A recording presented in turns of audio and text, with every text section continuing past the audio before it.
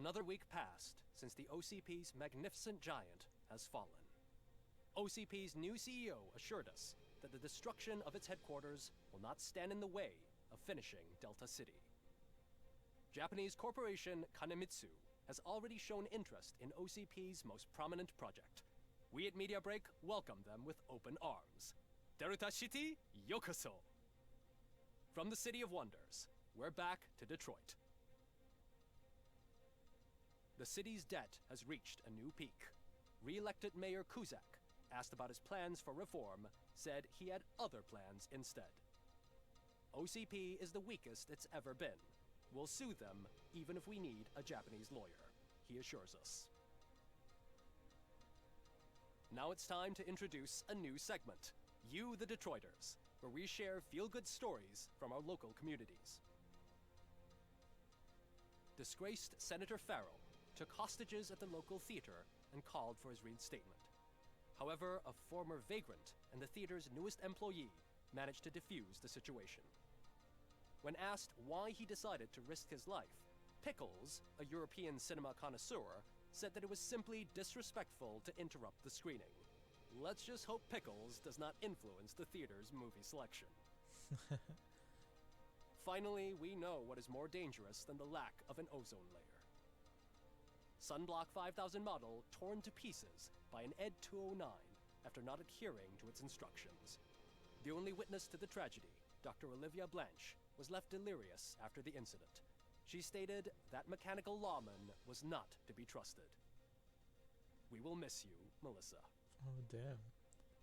A defamed reporter funded by terrorists. After trying to illegally broadcast a hit piece aimed at OCP, Samantha Ortiz has been spotted collaborating with a terrorist group led by a woman known in the underworld as Bertha. OCP denied. We're sorry for the disturbance. Fortunately, this time it was a minor one. Let's move on. A new world record has been set in Detroit. A man called Funeral Bob attended his 1000th funeral this year. Damn. The record-breaking funeral belonged to Max Becker, a former OCP executive.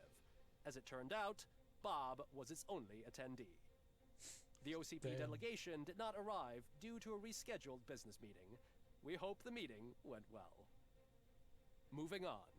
The owner of a local restaurant, Onion Baji, in cahoots with a ring of zoo thieves.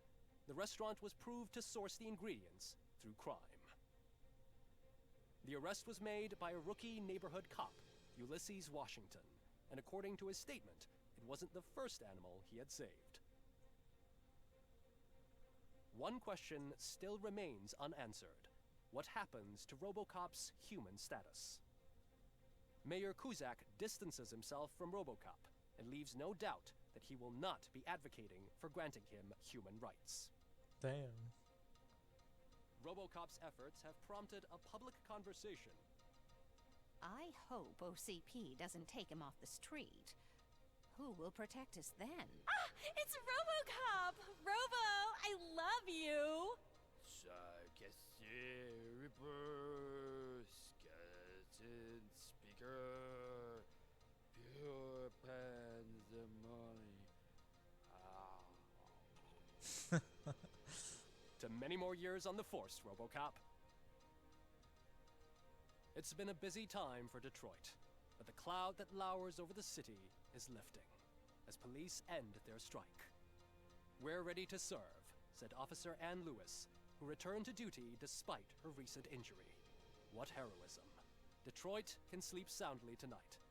The question is, for how long? That's all for today. This was Casey Wong. Until next time.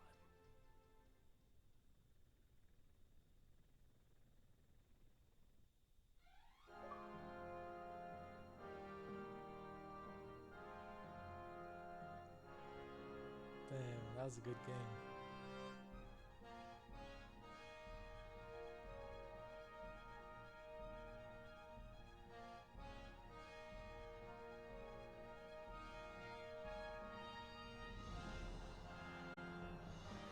That was a good game.